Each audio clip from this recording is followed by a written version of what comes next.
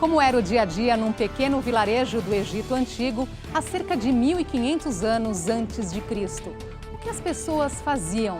Como ganhavam a vida? Onde moravam e como dividiam os espaços de moradia e trabalho? Para responder a essas e outras perguntas, a egiptologista brasileira Thaís Rocha da Silva estudou os sítios arqueológicos de duas localidades, Amarna e Deir el-Medina, que oferecem um importante retrato daqueles tempos.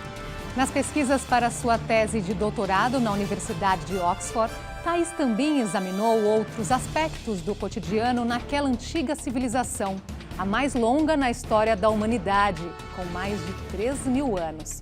Nesta edição do Matéria de Capa, vamos falar também da ascensão e declínio do Egito Antigo, que deixou uma rica herança cultural no campo da arquitetura, das artes e da ciência. Fique com a gente, estamos só começando.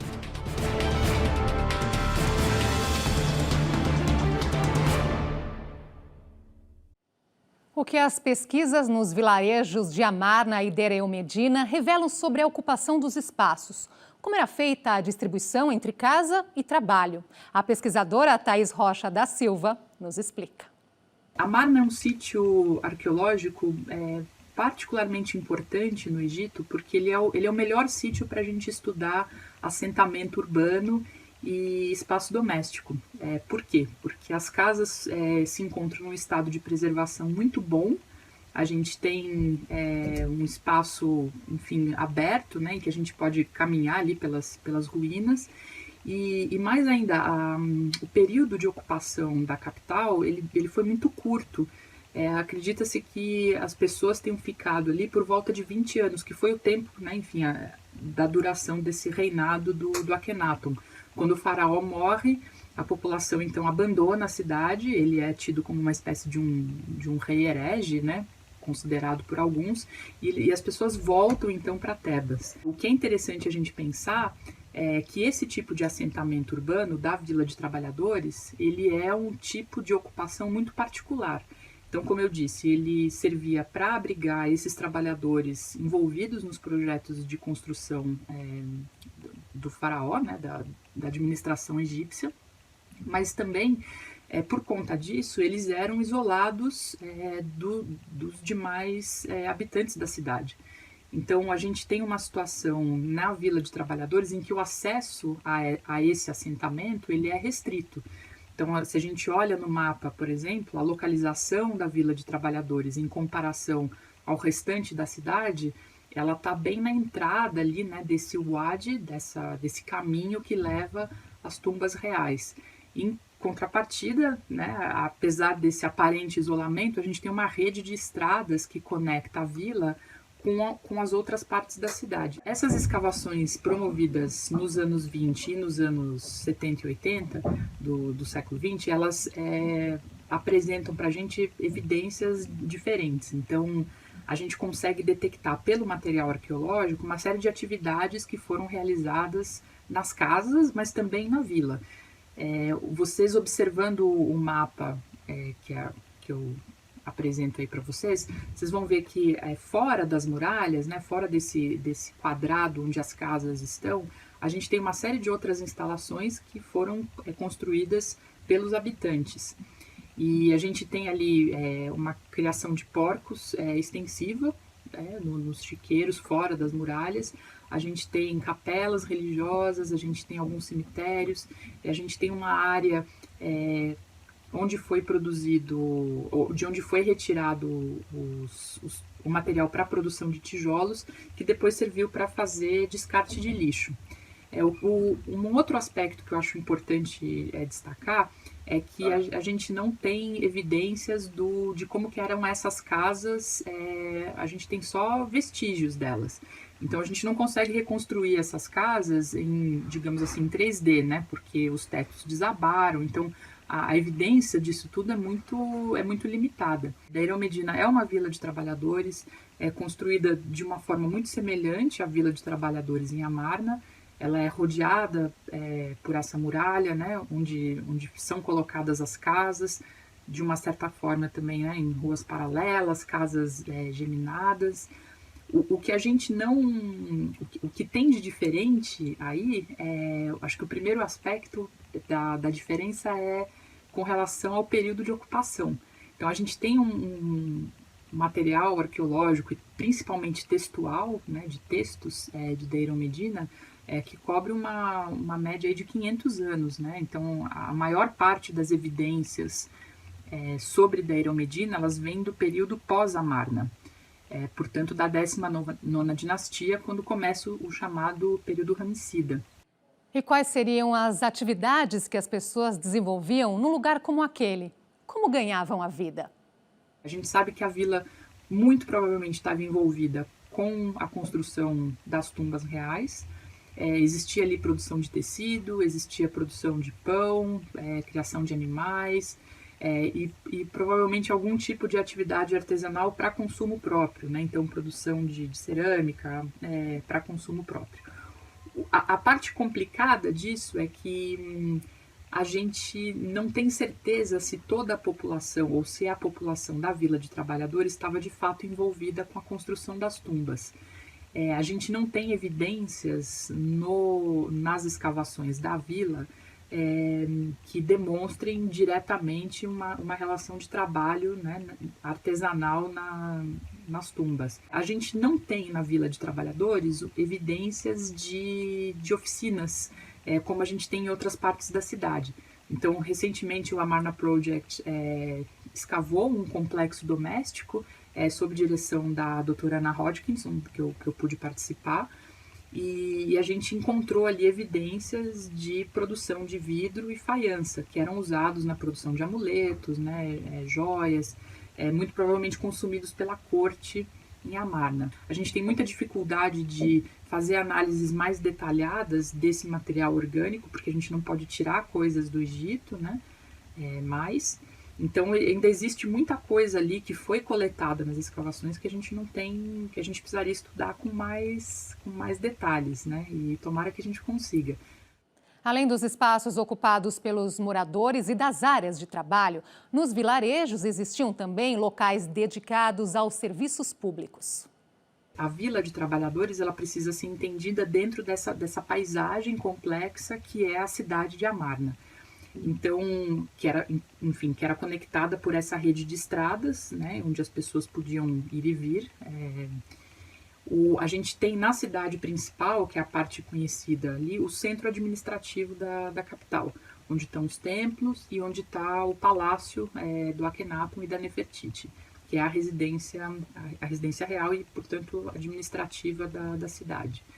Toda a outra parte em volta desses prédios administrativos, eles eram ocupados por pessoas ligadas à corte, oficiais, né, ligados à corte, que tinham funções administrativas. E a gente tem uma paisagem urbana ali muito interessante, porque essas casas grandes eram circundadas por casas pequenas, provavelmente de pessoas que trabalhavam para esses altos oficiais, esses oficiais da corte.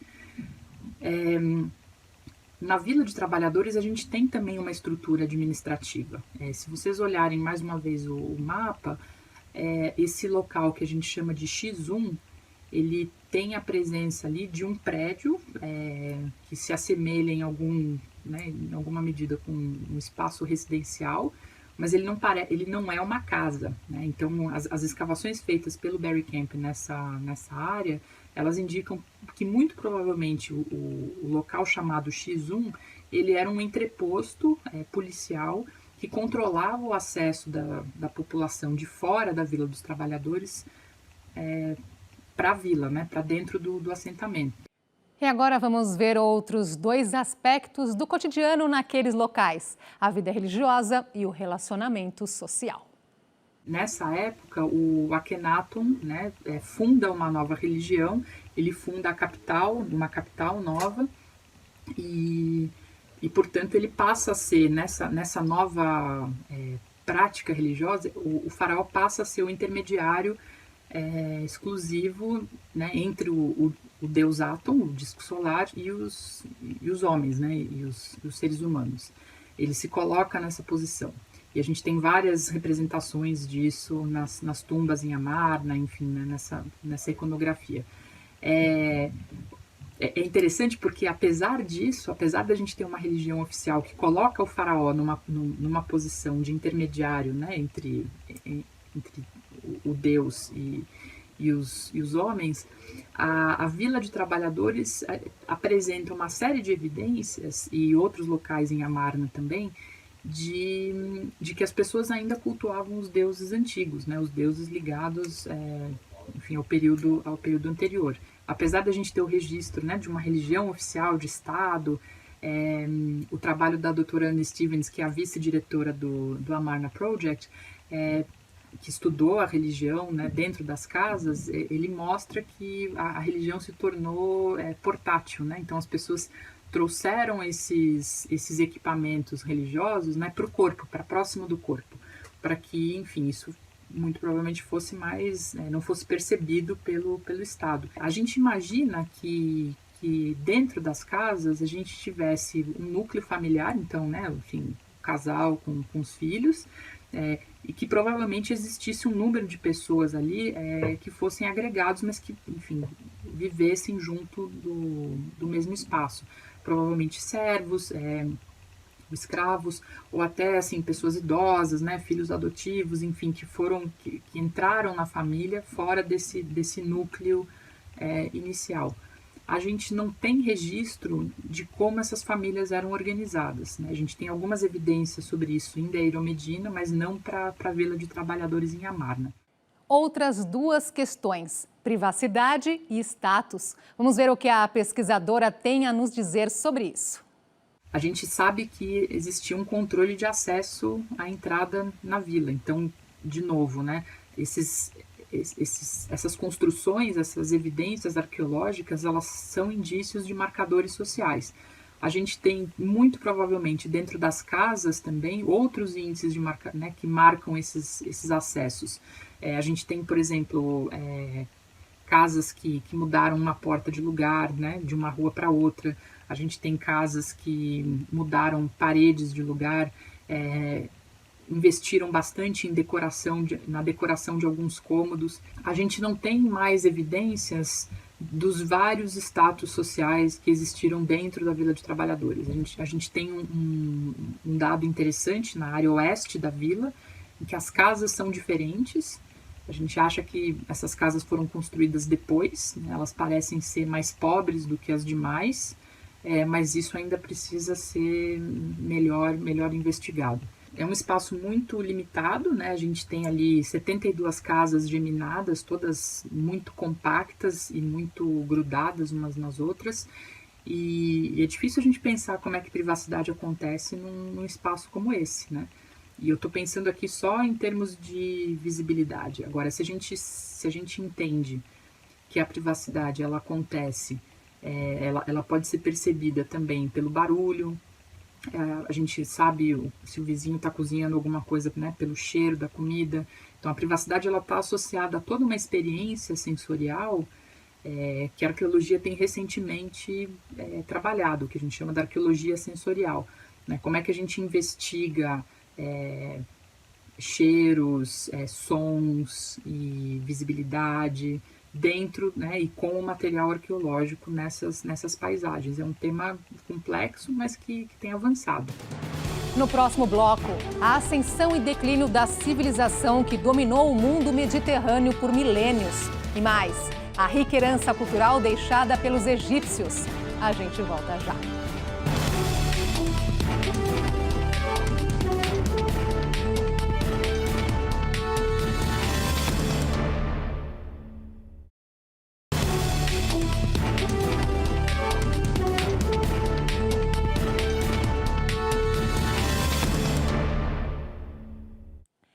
Por mais de 3.000 anos, desde a unificação dos reinos então existentes, a civilização egípcia foi o poder dominante no mundo mediterrâneo. Depois de se transformar numa das mais ricas da história, deixando uma herança cultural única, acabou se transformando numa distante província de Roma. O mesmo declínio e queda que séculos mais tarde iria acontecer também com os romanos. por volta de 3100 a.C.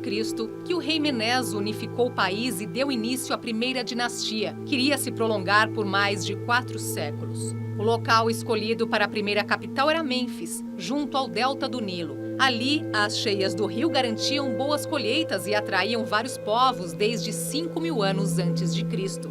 Conhecida como período arcaico, a dinastia fundada por Menes durou até 2686 a.C., quando tem início o chamado Reino Antigo, a era dos construtores das pirâmides, que durou mais de 500 anos, até 2181, também antes da era cristã. Foi no Reino Antigo que o faraó Djoser teve a ideia de encomendar um monumento funerário para ele. Nascia ali a pirâmide de Saqqara, perto de Mênfis, a então capital do reino, uma das maiores construções em pedra já feitas até hoje. O local fica a cerca de 30 quilômetros ao sul do Cairo. Não muito tempo depois, seria erguida a pirâmide de Gizé, vizinha ao Cairo, encomendada pelo faraó Queopes, que reinou entre 2589 e 2586 a.C. Calcula-se que a obra exigiu o trabalho de 100.000 homens ao longo de 20 anos. Mais tarde, 2 outras pirâmides seriam construídas junto ao complexo de Gizé, onde também se localiza a Esfinge, monumento que associa a figura de um faraó com figuras mitológicas que representam a força e o poder. Depois do Reino Antigo, seguiram-se diversos reinados intermediários, até o chamado Último Período, iniciado em 664 a.C. Daí em diante, houve uma série de transformações mais violentas. Em 525 a.C., o Egito caiu sob o controle do Império Persa. Cerca de 200 anos depois, mais exatamente em 332 a.C., Alexandre da Macedônia derrotou os persas e incluiu o Egito em seus domínios, que se estendiam por boa parte do mundo então conhecido. Após a morte de Alexandre, o Egito foi governado por uma série de reis macedônios, começando com Ptolomeu. O último descendente dessa linhagem foi Cleópatra, que perdeu o Egito para os romanos no ano 31 a.C.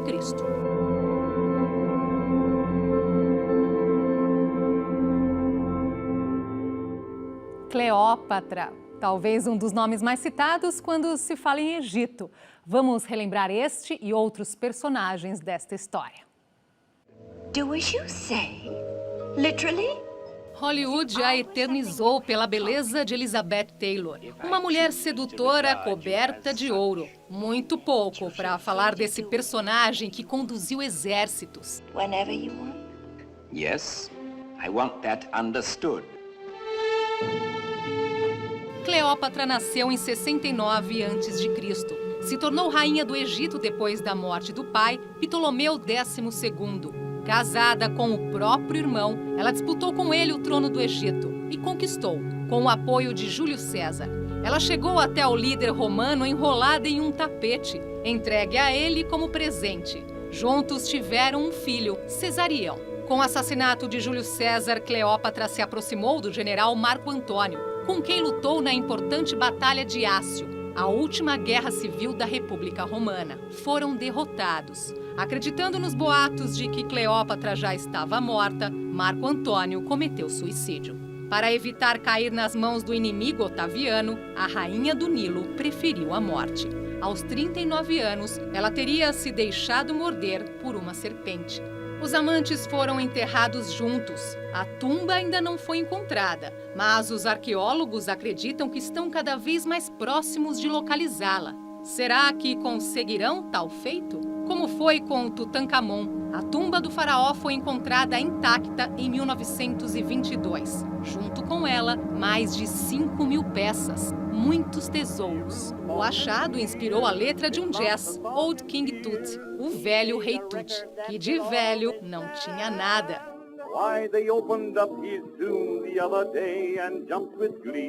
Os estudos mostraram que ele nasceu em 1346 a.C.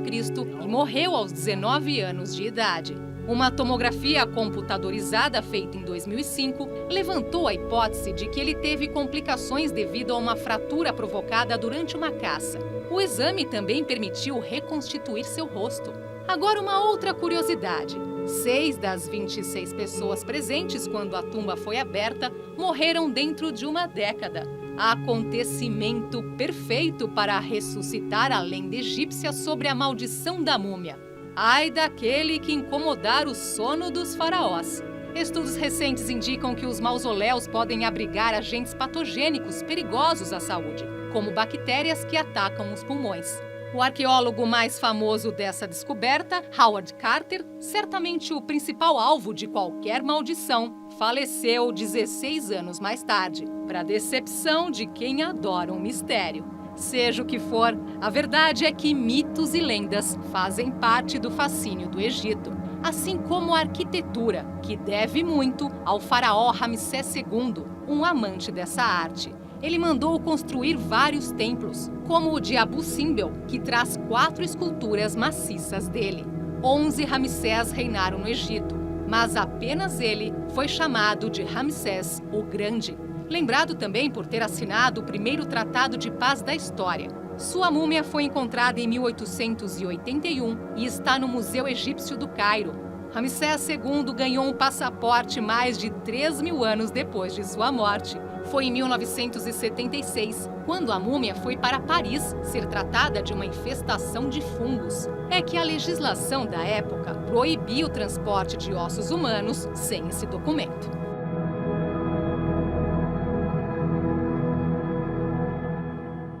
Ao longo de 3 milênios, a civilização egípcia construiu uma das mais ricas heranças culturais da história. Eles dominavam inúmeros campos do conhecimento, como revelam os registros encontrados nos sítios arqueológicos. Para a escrita, eles inventaram os hieróglifos. Eram cerca de 500 símbolos que representavam ideias, objetos, palavras e sons. E onde deixar esses registros? No papiro, que criaram a partir de uma planta, comum nas margens do Nilo, ou mesmo em outras superfícies. Esta é a Pedra de Roseta, descoberta por militares do exército de Napoleão em 1799. A partir desta inscrição foi possível decifrar os hieróglifos, porque o mesmo texto está repetido em grego antigo. Trata-se de um documento onde um conselho de sacerdotes estabelece o culto ao faraó Ptolomeu V. A pedra, desde 1802, pertence ao acervo do Museu Britânico em Londres. Na matemática, os egípcios dominavam não apenas as 4 operações, mas também a álgebra e a geometria, que utilizavam, entre outros objetivos, nos cálculos para as grandes construções. Na astronomia, identificaram vários planetas e estrelas, utilizados para compor seu próprio mapa astronômico, além de um calendário. Na medicina, papiros com registros médicos revelam o domínio da anatomia e de tratamentos práticos contra as doenças da época. Mas o legado mais conhecido acabou ficando por conta da arte e arquitetura, com os inúmeros templos e monumentos que se tornaram objeto de admiração ao longo de toda a história. Daqui a pouco, ficou curioso? Quer saber mais sobre o Egito Antigo? Uma exposição online vai te levar para os tempos dos faraós. É já, não saia daí.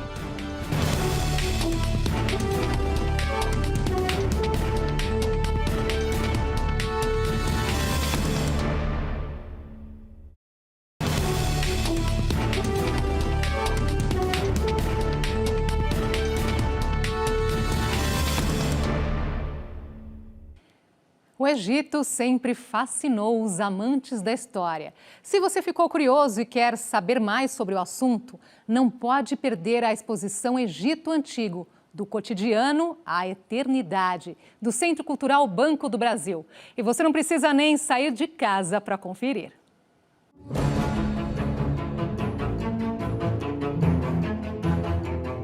Fechada por causa da pandemia da Covid-19, a mostra pode ser apreciada online. Por meio de imagens 360 graus, o visitante percorre os corredores do museu e pode chegar bem pertinho das pirâmides em um tour virtual.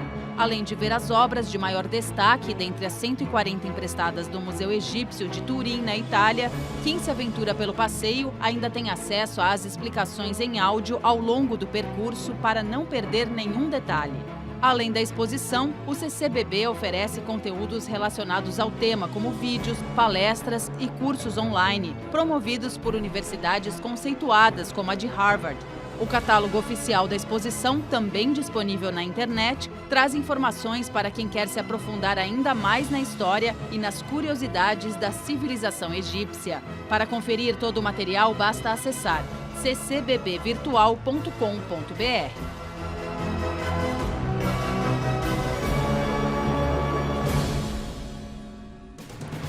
Quando nos deparamos com a história do Antigo Egito, muitas questões acabam surgindo.